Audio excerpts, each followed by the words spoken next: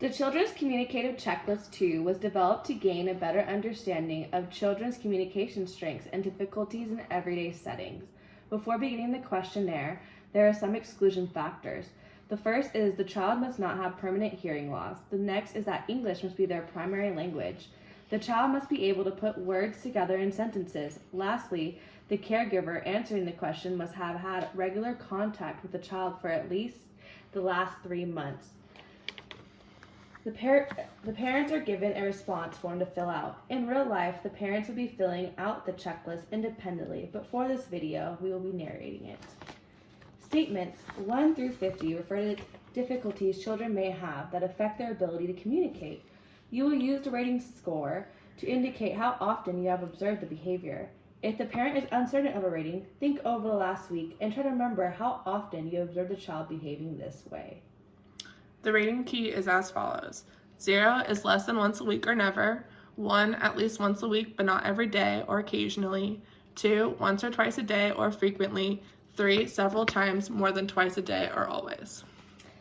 There are 70 items that are divided into 10 scales, each with 7 items, 5 items addressing difficulties in communication skills that children may have, and 2 items focus on strengths in communication skills that may have. All the items that assess difficulties are grouped together in items 1 through 50, and items that assess strengths that are grouped together in 51 to 70. To assess speech, we can ask a question like, does your child simplify words by leaving out some sounds? I would rate that as a 1, occasionally. To assess syntax, you can ask, does your child get mixed up between he and she? For example, does he say he when talking about a girl or she when talking about a boy? I would rate that as a 0, never. To address semantics, you can ask, does your child make false starts and seems to search for the right words? For example, says, can I have an ice cream cone? I would rate that as a 3, always. To address coherence, you can ask a question, does your child use terms like he or it without making it clear what he or she is talking about? For example, when talking about a movie, says he was really great without explaining who he is. I would rate that as a 2, frequently. This assesses aspects of articulation and phonology, language structure, vocabulary, and discourse. These are areas that are often impaired in children with specific language impairment. To address initiation, you can ask, does your child talk repetitively about things that no one is interested in? I would rate that as a 0, never. To address scripted language, you can ask, does your child say things he or she does not fully understand or seem to be repeating something he or she heard an adult say? For example, a 5-year-old describing a teacher by saying, she's got a very good reputation.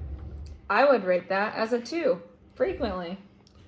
To address context, you can ask, does your child miss the point of jokes and puns, though he may be amused by nonverbal humor, such as slapstick? I would rate that as the 3, always. You can address nonverbal communication by asking, does he look blank in situations where most children would show a clear facial expression, for example, when angry, fearful, or happy?